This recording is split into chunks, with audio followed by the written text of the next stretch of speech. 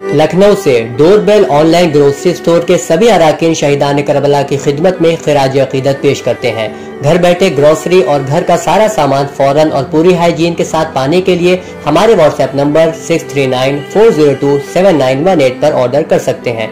हमें परखने और हमारी हौसला अफजाई के लिए एक बार मौका जरूर दें।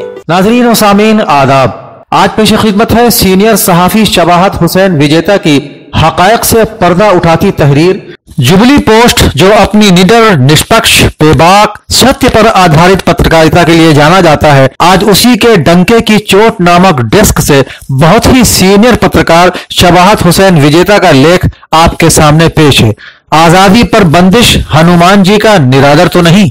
आप लिखते हैं कि नवाबी हुकूमत का दौर था, गंगा जमुनी तहजीब की तारीख तैयार हो रही थी। वाजिद अली शाह में म्यूजिक को लेकर गजब की दीवानगी थी। कथक जैसा खूबसूरत डांस उभर कर दुनिया को लुभाने लगा था। वाजिद अली शाह की महफिलों में एक तरफ नए नए राग तैयार किए जा रहे थे तो दूसरी तरफ मरसिया खानों को भी मेयार मिल रहा था। एक तरफ अवध के इमाम बाड़ों को संवारा जा रहा था तो दूसरी तरफ होली का जुलूस भी अपनी जगह बनाता जा रहा था। नवाबी हुकूमत में आलिया बेगम ने अलीगंज में हनुमान मंदिर तामीर करवाया था। इस हनुमान मंदिर की दास्तान भी दिल को छू लेने वाली है। आलिया बेगम के कोई औलाद नहीं थी। अवध की यह मलिका हर मजार और दरगाह की चौखट पर अपना माथा रगड़ चुकी थी। एक बार उनका कारवां सीतापुर की तरफ से लखनऊ की तरफ बढ़ रहा था। रास्ते में रात हो गई तो जंगल में शामियाना लगाया गया, बिस्तर बिछा दिए गए, पहरेदार पहरे पर मुस्तैद हो गए, बाकी लोग सो गए। आलिया बेगम ने ख्वाब में देखा कि उनसे हनुमान जी कह रहे हैं कि जहां तुम सो रही हो उसी के नीचे मैं दबा हुआ हूं, मुझे निकाल कर स्थापित कर दो, मैं तुम्हें बेटा दूंगा। सुबह उठते ही आलिया बेगम ने उस जगह को खुदवाया तो वहां हनुमान जी की प्रतिमा मिली। प्रतिमा को हाथी पर लदवाकर आलिया बेगम लखनऊ की तरफ बढ़ गई। लखनऊ के अलीगंज इलाके में पहुंचकर हाथी रुक गया। एक एक कर 7 हाथियों पर प्रतिमा लदवाई गई, मगर हाथी 1 इंच भी आगे नहीं बढ़ा। उसी जगह पर शामियाने लगा दिए गए। अगले दिन कुछ करने का फैसला किया गया। रात को आलिया बेगम से ख्वाब में हनुमान जी ने कहा कि मुझे यही स्थापित कर दो।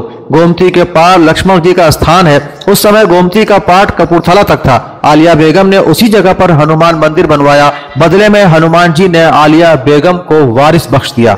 हनुमान मंदिर नवाबी हुकूमत की देन था, इसलिए अवध के नवाबों ने इस मंदिर के लिए जो भी जरूरत हुई उसे पूरा किया। वाजिद अली शाह के दौर में हनुमान मंदिर में आने वालों के लिए पानी और गुड़ का इंतजाम किया गया। यही आगे चलकर भंडारे की शक्ल में सामने आया। वजाहत हुसैन लिखते हैं कि इसके बाद के दौर को देखें तो मुसलमान बादशाहों ने मंदिरों के लिए खजाने खोल दिए और हिंदू बादशाहों ने इमाम बाड़ों को तामीर करवाया। मुल्क को ऐसे बादशाह मिले तो गंगा जमुनी संस्कृति पैदा हुई। मुल्क को ऐसे बादशाह मिले तो इसका नतीजा ये हुआ कि अल्लामा इकबाल ने सारे जहां से अच्छा लिखा।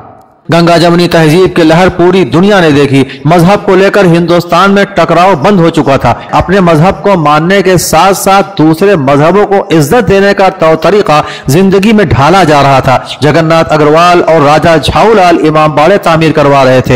हिंदुस्तान में मोहब्बत की मजबूत जमीन पर काबिज होने के लिए ब्रिटिश हुकूमत ने हिंदू मुसलमान के बीच जो लकीर पाकिस्तान की शक्ल में खींची, उसका नतीजा हिंदुस्तान 73 साल से लगातार भुगत रहा है। उत्तर प्रदेश की बागडोर जब हनुमान भक्त के हाथ में आई थी तब यह उम्मीद बढ़ गई थी कि अब एक बार फिर गंगा जमुनी तहजीब की लहरें देखने को मिलेंगी। उम्मीद बनी थी कि एक बार फिर हिंदू मुसलमान मिलकर मुल्क को वही पुरानी वाली मजबूती देने का काम करेंगे।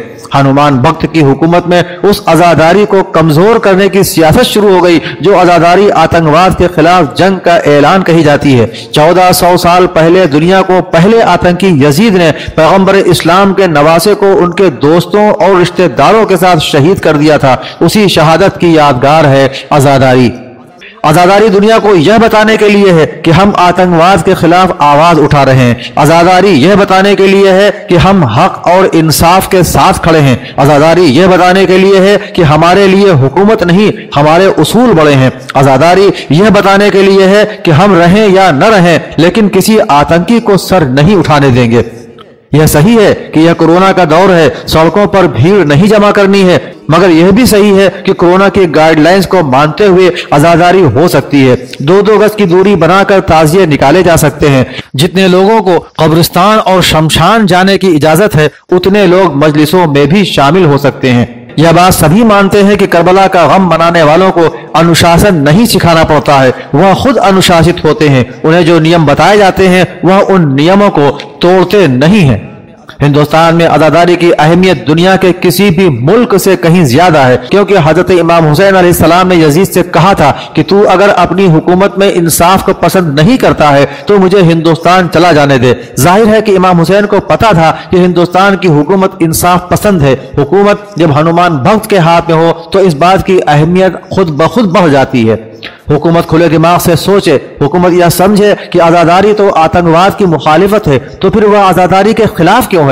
हुकूमत को यह भी समझना होगा कि जिस चीज को ज्यादा दबाया जाता है वो पहले से ज्यादा ताकतवर होकर उभरती है। डोरबेल ऑनलाइन ग्रोसरी स्टोर के सभी अराकीन शहीदान करबला की खिदमत में खिराज अकीदत पेश करते हैं। घर बैठे ग्रोसरी और घर का सारा सामान फौरन और पूरी हाइजीन के साथ पाने के लिए हमारे व्हाट्सएप नंबर 6394027918 पर ऑर्डर कर सकते हैं। हमें परखने और हमारी हौसला अफजाई के लिए एक बार मौका जरूर दें।